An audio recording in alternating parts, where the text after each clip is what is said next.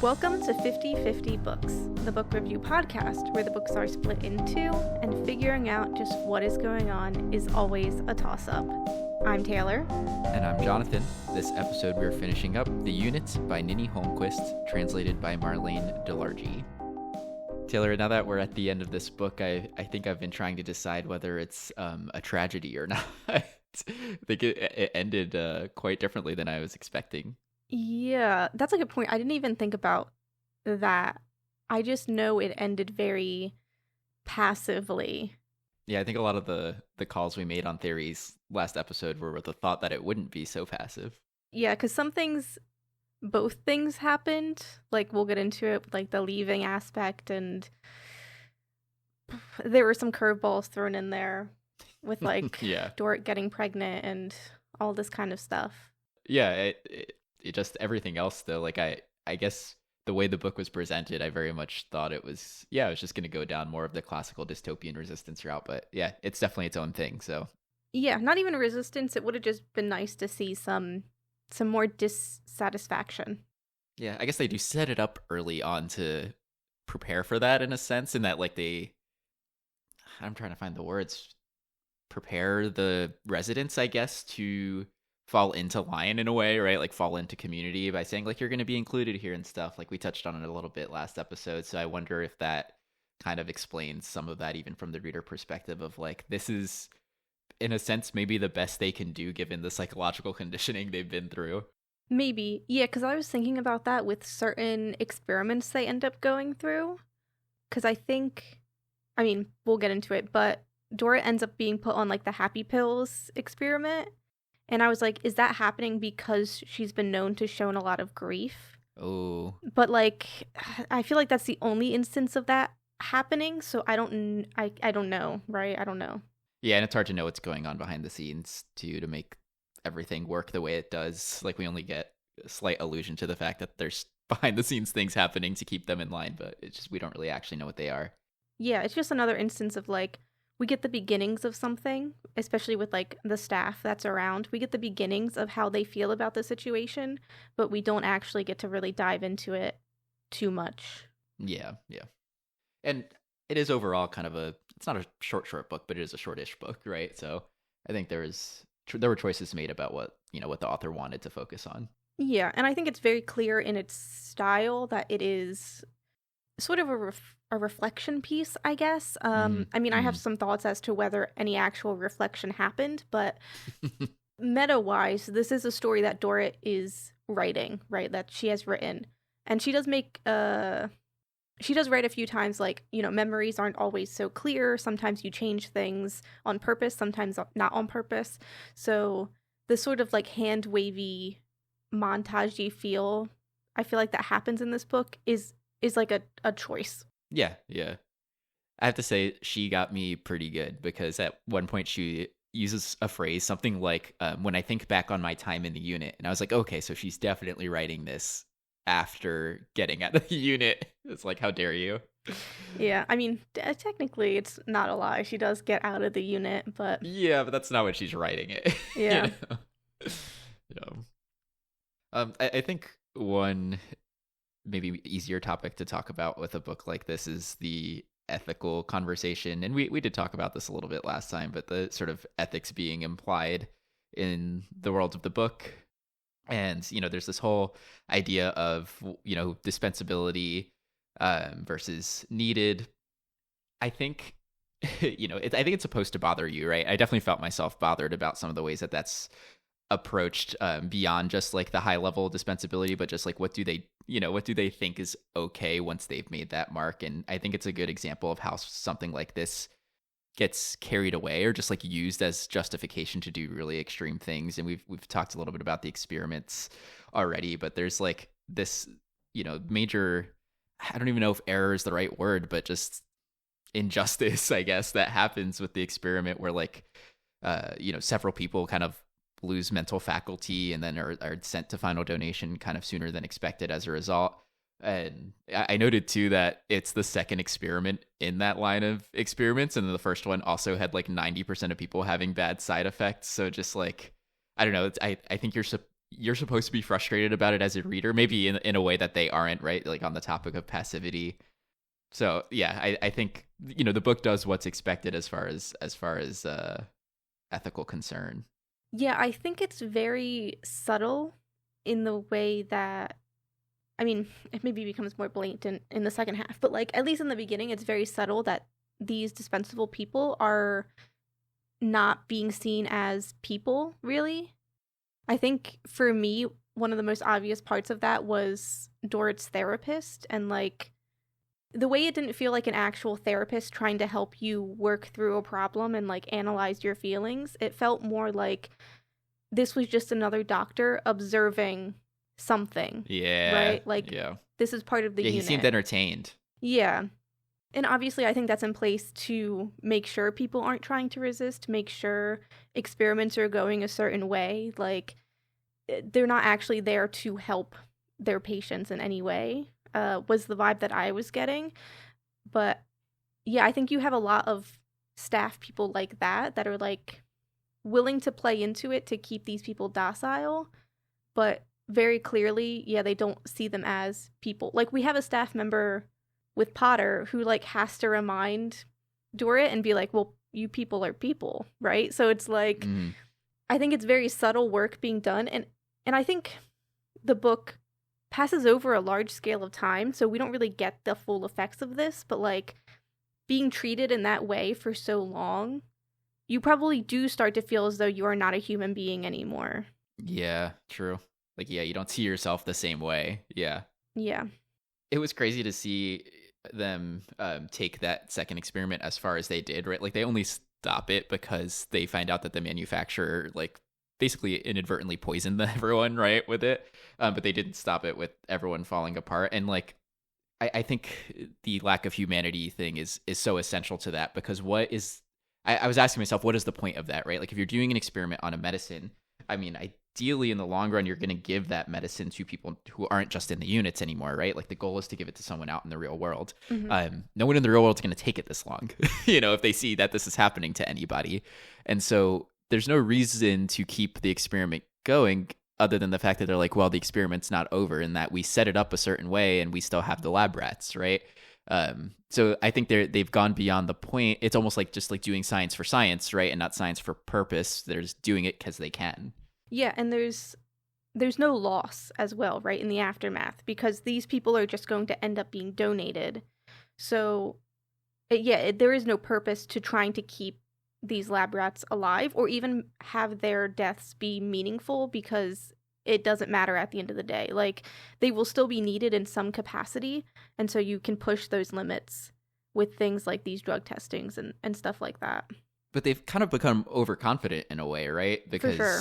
They're like letting people die for, you know, whether or not it's worth it to run the experiment this long. And then, you know, we find that they're like looking to pull more people in, right? So like they've overcommitted to the idea of them being dispensable, and that they're like, it's fine if they die, it's fine if we don't treat them like humans. And then they forget that, and you know, this is its own topic that I think we'll get to, but they forget that they need them for something. And so they've shot themselves in the foot. Yeah. One more thing on that too is, I think the system that they've set up here really defends like the pharmacy folks, like the manufacturers, right, in kind of a weird way. And I know we don't get the behind the scenes on how this whole thing developed, but the fact that they were able to fuck up so bad that they poisoned all of these folks, like, imagine that was like a real clinical trial, not in this world, right? Like, I mean, presumably they would have figured that out by testing on, I don't know, like an actual lab rat equivalent, right, and not a human. But if they hadn't, and they had like brought this to clinical trial, and there was poison in the medicine, they would be out of business forever, and like, I don't know, people would go to jail, right? But they are so protected here because they have this opportunity that I'm like, oh, like in this world, oversight is decreased because of this. Like, there's less accountability, and it makes me wonder too, like, if a system like this gets set up, how much of it has to do with like either scientific research or more likely something like big pharma lobbying for it, right? Right, yeah. Because, they don't have to be as careful, because something will come out of it in the end regardless. They can, like, wipe their hands clean of it, basically, as if it didn't matter. Which, must be fun if you're, like, a researcher and it's like, we made this mistake, but this is what happened because of it, like, the results of that. could be fun in like a psycho kind of way. And they want to like report out on it, right? Yeah. And then the big pharma thing where it's like there are no repercussions for the mistakes you make. Yeah, because it was done to people that don't matter. And also, because nobody's going to hear about it, right? Because dispensables just disappear constantly. Yeah. Well, and at the end of the day, right, back to the they're not humans thing, right? Like they're even excused of having to have the like ethical quandary about it or feeling like bad about killing people. Like beyond there not being legal repercussion, there is presumably no personal repercussion. I mean, yeah, we do see a bit of dissatisfaction in some of the staff people there, but I think Dorrit makes a point about Petra, I think her name is, where it's just false sympathy, right? It's like you don't get to such a high position if you actually care about dispensable people, right? Totally, so totally. It's all just like a facade. Yeah, I mean, yeah, the closest we get to true. Well, I guess we get a couple characters with some amount of care in them. Like they're definitely whoever the birthmark character actually is, and like a little bit from Potter. Though, like, no one can give true empathy or connection with the residents in the unit without saying something super shady about dispensable people. So, yeah, even Dorrit falls into that mindset of being negative towards dispensable people. Like when she gets pregnant and she's like, the reason Elsa is so upset about it is because she'll never like feel that joy of having a child. And I'm like, what are we talking about here? Right. But for the staff, at least, it does show that even though they're in a more privileged position, like some of them, and this is like the bystander effect, right? Like some of them are also forced into this system they don't want to be a part of. And they kind of just have to go along with it because if they don't, they can't support their families and they'll also end up dispensable. Right. Yeah, you can kind of see the way they're everyone is talked about this way, right? Of the like focus on like everyone's living their lives to be needed, whether or not they would live it that way otherwise, right? Yeah. And so like people are maintaining these jobs, and you see them like having kids, like they always emphasize if an employee is pregnant, right? Like they are. I think the point is they are helping the system, and that's not great, but like it is because the system is putting them in the position where that seems like what they should be doing. Yeah. You eventually just need people to be like, no, I'm not going to keep feeding into it. But that's way more difficult to actually do than it is for us to just say. Yeah, and it doesn't necessarily happen in one step either, right? Like, I would like to think what we're seeing with some of the disgruntled staff is like the early, I don't know, signs that there may be pushback against this system at a larger scale later on beyond the length of the story. But like it has to start somewhere. Like it's not going to be a switch. Yeah. Yeah, I mean, tied into the whole ethical experimentation, et cetera, is, I mean, we talk deeply about that, but I feel like the characters in the book don't fathom those ideas much, which I think is fair enough. It's maybe too much of a reckoning with your own self to go through, like, to think about those things when you're in the system. Yeah. And Dorrit does say early on, like in the first part we mentioned, she kind of has to think a certain way or she'll go crazy. So she probably just doesn't want to think about her being a lab rat in this situation. Yeah. I think you see it instilled by the community too. Like the community in the unit has figured out that is harmful to them, right? Like to try to think about themselves that way. And so you see the people coming in, like there's always someone at the welcome party who seems to have a mental breakdown about it, right? And then that's kind of it. Like everyone just figures it out because they're like, oh, if we just cruise control this, then we can probably still enjoy our lives. Yeah, you see it in the almost over-exaggerated soothing, right? Like everybody is so ready to hold another person and be like, it's okay. And like just kind of soothe them. But it's like sometimes you need the rage, I think, because what we see in this book is a multitude of donations. Donations is a crazy word to use. I know. It's not really donating, to be honest. But donations and experimentation that is exceedingly harmful to these people. And we don't really think about the pain in which they're going through. I feel like Dorrit doesn't really think about the pain that's happening to her and other people. And I mean, that might be intentional because it's difficult to think about something like that. But we're talking about organs being removed. We're talking about drugs that are affecting like your mental capabilities. We see with, I can't remember who, with like the testosterone that she has, that it Yeah, completely Alice. changes her appearance. And like, maybe that's not harmful, but like the complete dysmorphia that somebody might go through having their like individual appearance and like voice just taken away from them without their consent, like just all of these things that just break down these people and should be very long and painful processes that, you know, we just kind of go like, yeah, she had her liver removed, she had this removed, and it's like that's kind of it. Yeah, this place functions on emotional repression, right? And I wonder, I think we're in the current time much better about this than we were even 20 years ago, around when this book would have been coming out, right? Like I think we are starting to learn as society to talk about our feelings and emotions in ways that help us. And so I wonder if this was kind of a narrative pushing in that direction. Like I think this is realistic to the world to some degree, of not talking about things that are going wrong and like keeping up with the Joneses type of stuff, of like looking like everything is put together. Yeah, that's fair. I just feel like, and this is probably going to tie into my main review about this book, but it's like I kind of want the breakdowns, right? I want the rage, I want the breakdowns, I want these people in pain, and I want to feel like they're in pain when I'm reading about them. But it's just it's so simplified, and it's hard for me to criticize that because I know it's Dorrit that's writing about it. And so at the end of the day, I guess it's just a style of this book and me are not meshing. Yeah, I get that. Like, it'd be nice if we had that insight, because I mean, I think we do see Dorrit struggle a bit, though. Like, maybe even hers could get more expanded upon, but it is so hard to know what anyone else is going through when we don't see anything, like we don't see anything directly from them. Right. And like Elsa, we talked a lot about her in the first part because she was kind of our rage character. And we get to the second part and she holds a little bit of that still, but towards the end of the book, she like can't swim anymore, right? And she can't dive anymore. And like, yeah, she's like broken down. Yeah. Right. How does that feel for her, right? Like that was I'm assuming that was something you were doing to keep your sense of self and to like, right, you know, something you were doing for yourself amidst all of this torture, basically. So you've lost that, you've lost the woman you love. Like what does that feel like? I guess at some point you just give up. Yeah, and then she pushes Dorrit away too, right? So which maybe is like a symptom of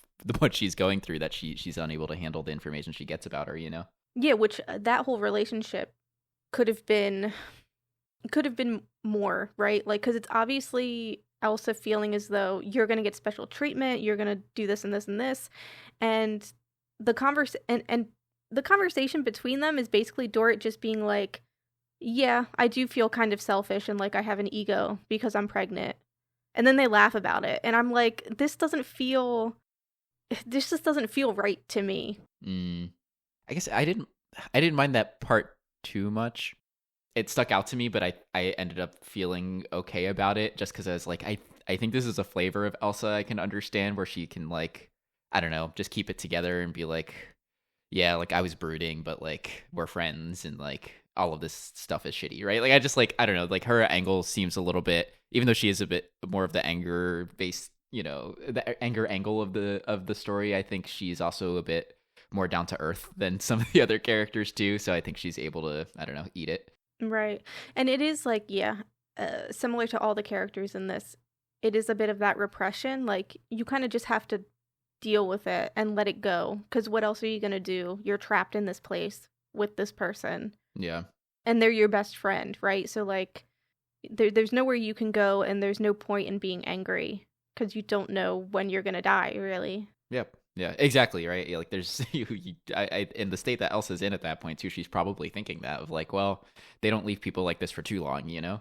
Yeah, it's just like, it's just a shame because it feels like there's a lot more emotional reckoning that should happen that would feed into the things we were expecting in the first part of like rebellion and anger and refusing and all of this kind of stuff, which is what we were maybe expecting from like a dystopian novel like this. But it really does feel like we're just kind of repressing throughout all of this book to get through this process rather than trying to fight against it. Yeah. I think I'm trying to like keep myself I want to say grounded, but just like temper my past expectations, and that's the way I thought this was going to go, and like I'm trying to accept that that's not what this book was meant to do in the end, and I think the signs were there for that in the first half. I just, based on the description, thought it was something else. And I'm trying not to punish books for their descriptions these days, given things we've talked about in the past of them not totally matching up. But like, I think if I accept this book to be not that and more of an, I don't know, an exploration of this version of a dystopian story, then I get less upset that it's not a rebellion story, right? But yeah, I don't know. I think we're used to it with the dystopians. Yeah, the only other problem I would have is like, I feel like in a book like this where it's not necessarily a plot book, I guess this is more a character book, but maybe similar to Solaris, it doesn't feel like there's any like resolution. Like there's a climax of feeling, but there doesn't feel like there was any change in thought or if this is meant to be like a reflection of her time in the unit, like what is the aftermath of that reflection, right? Like it doesn't feel like we arrived at any solidified thought. Yeah, that's why I feel like it's a bit of a tragedy, right? Not just because she presumably dies, but just because, yeah, like there's not even an internal revolution, almost like you're saying, right? Like there's not, let's reform in thinking or update, even though she's been challenged with the appropriate material to feel those things or to develop that. Yeah. The possible theme of this book would have worked really well with like this reflection and like this internal rebellion, because we deal this entire time with family basically and what it means to be needed, what is the purpose of one's life, and we get the start of something, like we get the hints of something in which we see Dora is needed within this unit by these other people, right? Like everybody is dying, she stays because she's needed. Her and Elsa make this pact to say goodbye to each other and not just disappear because they need each other, right? And so we see this sort of found family aspect, but it's like something we can take in and understand, but it's not an idea that's solidified in the book, I guess enough for my taste, of like, nobody seems to realize that all of these dispensable people are needed. Yeah, it could have been nice at the end for that, yeah, in that kind of part 4, for that to be the reflection a bit more, right? To say, well, like maybe diving a little bit more into that decision to stay around long enough to be with these people, right? To be like, because, you know, I guess just to put a little bit more of a point in it, I think that's kind of what you're saying, right? To say like, oh, like I stuck around because at the end of the day, they might not think I'm needed, but these people needed me. With the final version of Dora we don't really know if that is her takeaway. Yeah.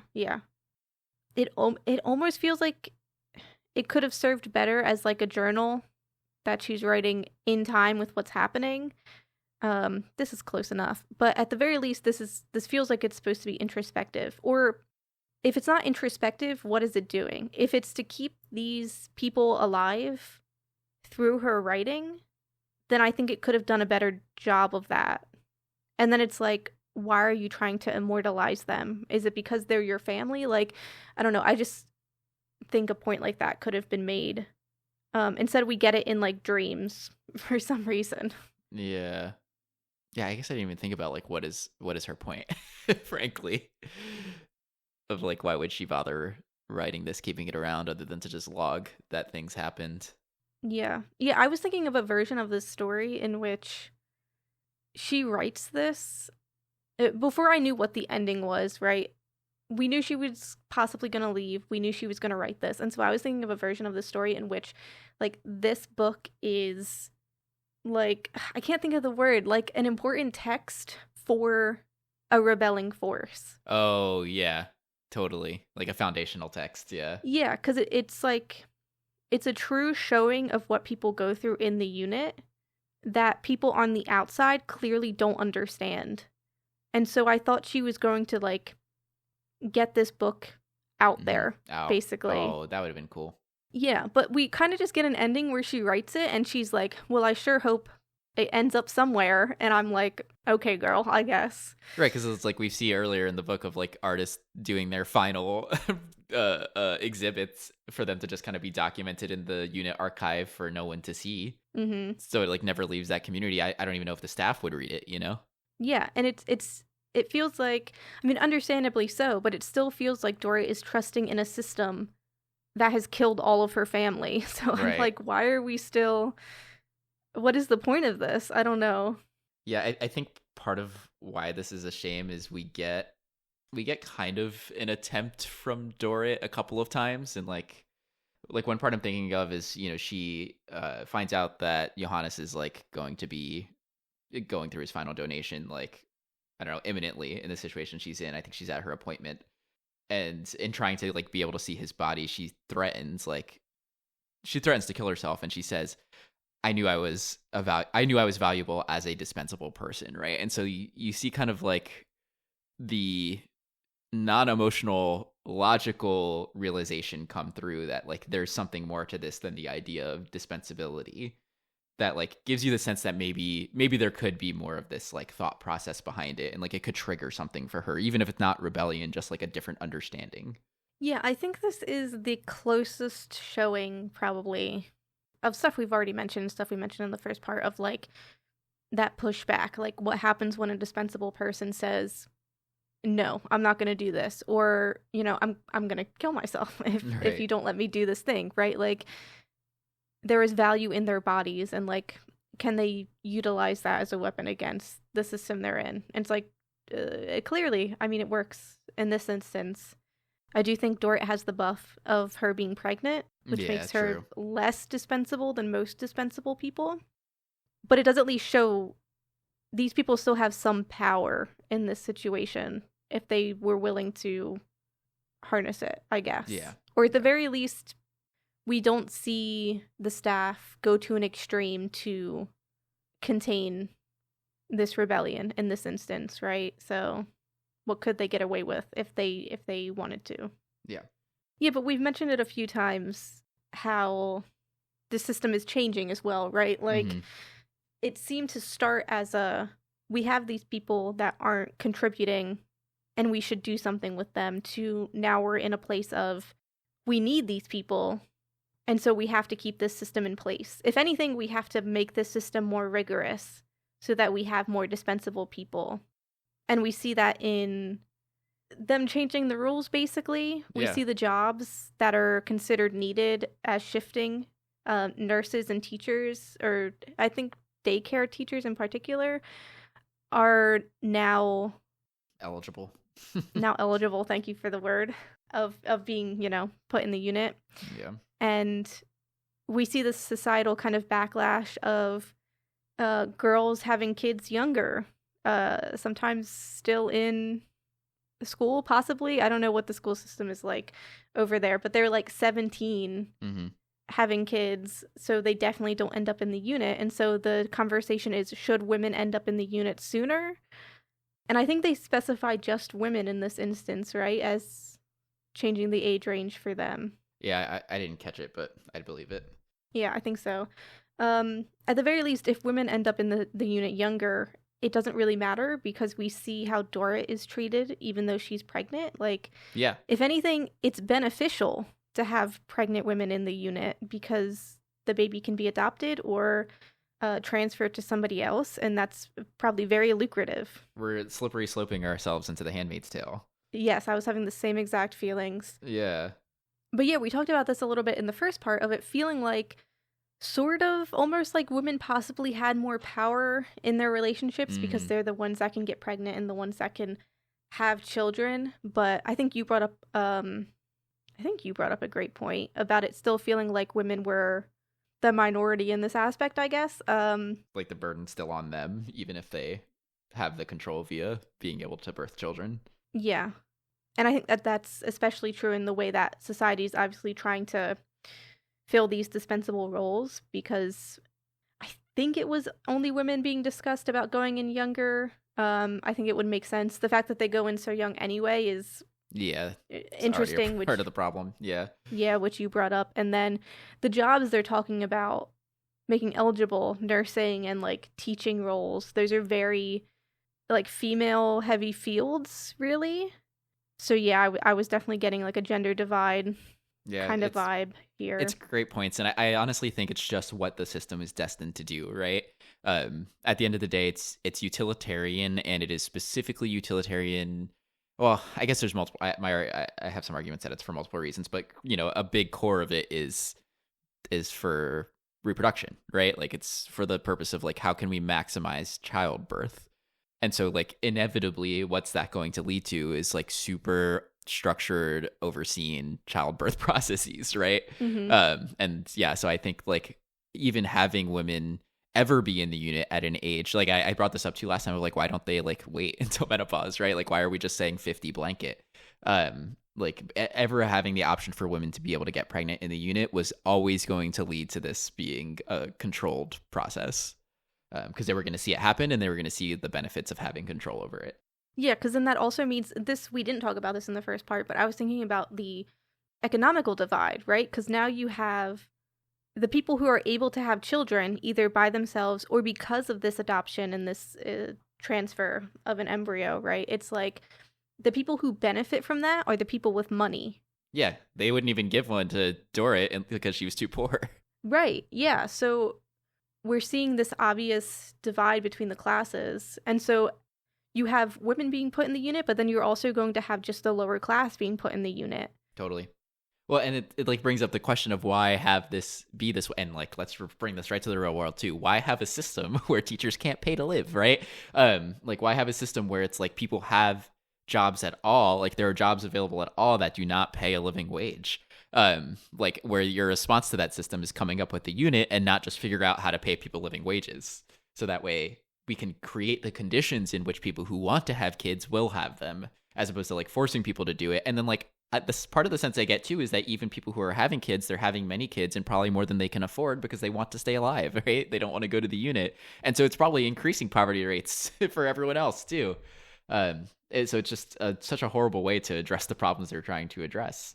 Yeah, and this also dives into like both the economic part and like the childbearing part of, which oddly enough we did actually mention in the first part, but the ableism aspect of it all. It's interesting that came back around, huh? Yeah, and just you want to have as many kids as possible, and so obviously in Dorrit's case, because she's so old or because her partner is so old, the possibility of disabilities is higher. But if she was outside of the unit, if this was a couple years ago and she still decided to have a kid, it's like she would want to do that to not be in the unit. But then is it fair to just have a kid for that sake, especially if they're disabled? And like there's this conversation going on in the book of it's better to have an abortion if you know your child's going to be disabled because of the amount it costs, the burden on society. Yeah.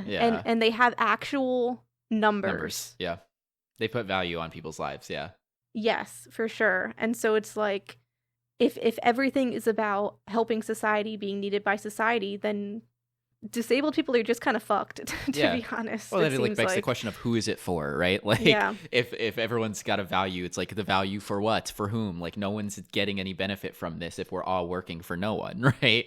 So it's stupid. I did like there was a part of that where Dorrit was like, I pretty much don't give a fuck. Like, I will have this child. It can have all the disabilities. I'd rather it take millions of dollars of burden on society than me abort it. And I was like, honestly, like, go off. Like, I mean, you know, not to say that people shouldn't get abortions when appropriate, but like for this purpose, I was like, yeah, like this is what you should be allowed to do, because why are we like putting monetary value on people's lives like this? Like, we as a society should be able to figure it out. Yeah, because this is the most honest relationship we see in the book, right? This isn't just having a child for the sake of having a child.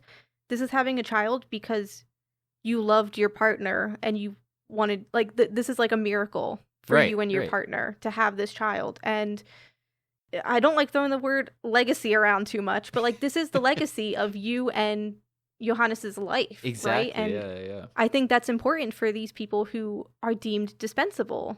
Yeah, and like this is simply not what's being incentivized in society, and like why we see the thing of like kidnappings, or like what was talked about in the first half of the book of women just trying to get pregnant by any means, right? Like they're valuing reproduction, but they are actually not valuing family or like, you know, traditional structures or anything like that. And not that I like want to over incentivize that either, but they're really not like giving they're not creating the best conditions for child rearing, frankly, right? Like if people who are like in loving relationships and want to have children are still not able to do so because of some arbitrary mark of age, like you have probably failed your own mission. Yeah, it's about this general idea of progress. And it's like progress in what regard, right? Is it just so you have people that are working certain jobs? Okay. It's like that's like such a that's It's like like so kind of not fake. far reaching. Yeah, Yeah. yeah, it's just nonsense. Cuz like the thing we talked about in the first part about like art, right? Like that is actually legacy, right? This Right. is actually what people should be chasing because this is what's going to survive 1,000 years from now, right? Like yeah, you might have lineage with these certain people, but it seems as though you're treating like your lineage as just workforce and just like for the sake of having it, right? Like you don't actually care about these people and what they might create and how they might think as individuals. So it's like what's the point of having it? And then you're discrediting all art because again, basically everybody in the unit is an artist, and it's like and that's the stuff that's going to survive you. Like if this does fall apart, if everybody does die, whatever, like the art is the only thing that's going to be left. Yeah. And yeah, that's effectively what's being suppressed too, right? Since we talked about the whole like nothing leaves the archive situation, right? So they've gone so utilitarian that they sequester the artist and they also like hide the art. It's just like a, a place with absolutely no culture. Yeah, exactly. Yeah. I guess that's everything. Oddly enough. I don't know. Very sweeping, very general. Yeah, I do feel like I had some strong feelings about like the content of what was brought up in the book, despite that it doesn't, get as deep in some of the ways that we were looking for. Yeah, this definitely felt like a book for us to think about and talk about, more so than for necessarily the characters to think about and talk about. And honestly, I like a discussion piece, so I get it. I feel like that's mostly what like dystopian and speculative fiction is meant to be anyway. Right. But for reviews, I guess I have to complain about the thing I just said was acceptable. Because, yeah, I think in Solaris, like, I am just of the opinion that I want my characters to do something. I want them to think something. But I didn't feel like Dora, at the end of her life, like, I don't know. I just expected more reflection and, like, a solidified thought about how she felt about being in the unit, how she felt about falling in love in the unit. Like, in many ways, this book kind of just happened to her, right? Exactly that. I feel like so much happened to her, and some of it seemed nonsensical. Like her getting the key card felt insane to me, but maybe she was like the only person that's ever threatened her own life to see her boyfriend, so maybe that's something. But she like, did have a very unique combination of things. I had to think about that too. Like, why did that happen to her? But I guess she did have a bit of a unique combination of things happening. Yeah, but if that's the case, then I guess I just want a little bit more time spent on it, a little bit more depth about it. I don't know. That's just my thoughts on the matter, though. That's fair. So for that, I think I might lean. I was going to give it like a 2, but I feel like that's too low now. That makes me feel a little bit bad. So maybe I'll go with a 3, because I think it is a very thoughtful book. Yeah. I don't know. It's just a book you got to talk about with somebody else, really. Yeah, I think that's fair. Honestly, I think I wouldn't feel even as good as I do about the book if we weren't going to be talking about it. Like, I think if this were just in my head, I mean, luckily my partner recommended this book, so I would have had someone to talk to about it. But like, if I was just on my own with it, I think it wouldn't do as much for me. Mm-hmm. Yeah, I think as far as my review, like overall, the experience of reading was pretty smooth. I think it, again, I like a discussion piece, something that brings up a lot of questions to think about. And I think this book does a good job of that. Maybe too efficiently in that sense, right? Of like not getting enough into the characters, but I definitely like the sort of angles it brings up, both in the ethical setup and like, I don't know, just thoughts about utilitarianism and biology, and I don't know, just every angle of it I thought was interesting and left me wanting more from the world too. And not that every dystopian needs to be a series, right? But like, I certainly did have these questions of like, how did this start? Like, what's going on in the world? Is there a resistance movement, right? Like, I always have that question. It makes me want to know those things. And like, I feel like, again, it doesn't need to be this, but it would be a good basis of like, like a modern HBO show or something like that, right? So I think I really like that part of it. It does leave me wanting more. That stands for me. I think I'll probably do a 3.5 for this one. I was like almost pushing a 4, but I think a 3.5 is actually how I feel about it. If I'm thinking about like, how did I feel when I finished the book, where I was like, oh, like there's like a little weirdness about it. So it wasn't quite a 4, but a 3.5. Yeah. Yeah, I feel like there's a version of this book or another book set in the same world of like sort of what Dorrit goes through before she gets put in the unit of like, what is it like when you have somebody who ends up in the unit and they just disappear from your life, right? Like, because for some odd reason, it's kept so secret that they end up in the unit. So it's like, what do you do when somebody's just gone like that? How does that feel, knowing you'll never be able to contact them again? Yeah. It's such an interesting parallel between their choice to not tell people, too. Yeah, which I still don't understand, really. Yeah. But like, they have the option to, and they still disappear.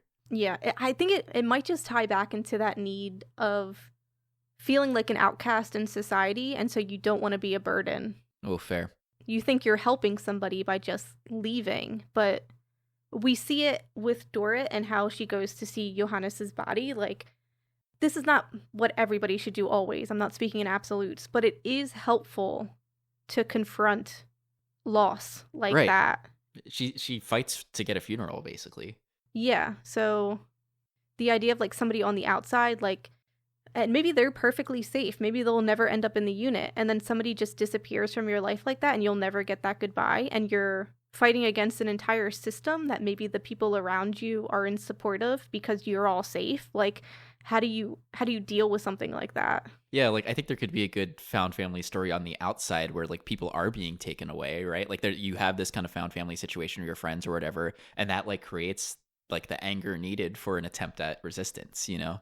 I think that'd be super cool. Yeah, it really just does have, like, a lot of good foundational pieces for, I think, different variants on this story that would be unique and interesting. For sure.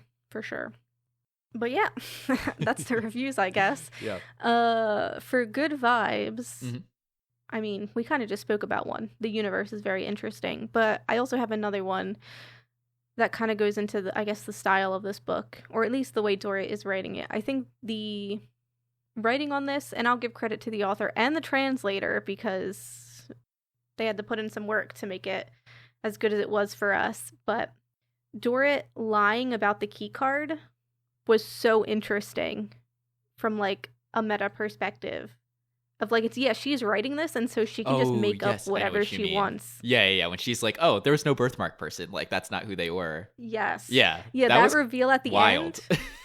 It's like, okay, I don't trust you at all now, but okay. Yeah, it really makes this a book that you could reread. Mm-hmm. And I don't know if it happens much more than like this. This is the most powerful instance, really. But like, it does make you wonder, like, if you dissect this book enough, is there other little hidden things? Somewhere. Yeah. I would bet you there are, right? Like, I think the author is writing it knowing that's the perspective, right? Like, this is a book written in a world where rewriting is an essential part of it. Yeah, I do think that's super cool. Yeah, that was insane. The feeling I got when I read that, I was like, holy shit, that's crazy. I'm glad you felt that way. At first I really did feel like, oh man, like is this an unreliable author like admission happening, and now I need to like reevaluate anything I understand about this book. But I don't think it ended up hitting too hard there. Yeah, I think for the most part this is a pretty honest book, but I think knowing you're being observed 24/7, it's like, yeah, this is like an action being taken by Dorrit to be like, I'm not going to give you this information. So this is like a mini rebellion in her own way. So I love that. That's great, actually. I will give a good vibe for the visual descriptions in the book. I think those really put me in the kind of movie in my head mindset in the way that I think I like, and a lot of people who like popular fiction maybe like, you know, but it was like very descriptive, and I don't know, like I liked the development of the physical world, as far as like what the unit is like, what is contained within it, and just like what they are experiencing as residents. I thought that was done really well. Yeah, I thought it was very, it feels like it's very open, but obviously very contained. I thought I was going to fill out the word juxtaposition, which I think would fit, but it's very pretentious, to be honest. But just like the way we go from like this eternal summer to her actually getting to see the outside. Yeah. And it's like this normal view. It's winter. Like they're so close to society, but yet they're so far away from it. It feels so remote. Like I would guess it's like somewhere out in the boonies, right? Like where no one can find it, kind of thing. But no, it's not like there's a park outside. People can exist in their normal lives right next to them. Yeah, and when she actually leaves and she goes for a walk, it's like there's like farmland and stuff, but like there's a road. Like there is somewhere to walk. She's not just in the middle of nowhere, right? So just crazy. Yeah. Yeah, honestly, too, just like any mention of a window in this book, very interesting. Like the ceiling skylight situation that they have in the one room, and yeah, like the window where she can see out to the park. Like anything that represents that interface between the unit and the world was a cool inclusion. Yeah. But yeah, I guess that is the unit all wrapped up. Mm-hmm. What are we reading next time? Next time we are reading The South by Tash All, up to but not including, and this is a long one, it's a chapter starting with, there is not enough space on the bed for two of them to lie down on their backs.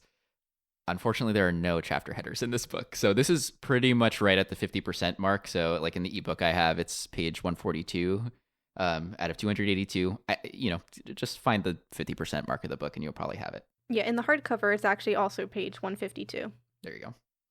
The vibe of this book is, well, it's June that we'll be reading this book. So, of course, we're going for an LGBTQ book. This is in general, it's a young queer romance. It's taking place in South Asia. The main character's grandfather dies. And so the entire family like moves to what I think is his farmland to take over. And it's kind of an exploration of grief, family relationships, and then, of course, a queer romance that the main character is experiencing. So I think this is also going to be a more character focused book than a plot one, but I'm curious to see what it has. Mm-hmm. And I think this is the first time we're doing a non-sapphic book for June. Yeah, that's true. But yeah, that will be next time. As always, if you have any thoughts and theories about the unit or anything about the South, all of our socials are in the description. And please give us 5 stars, like, follow, or subscribe on your podcast app of choice. And thank you for listening. Bye-bye. Bye.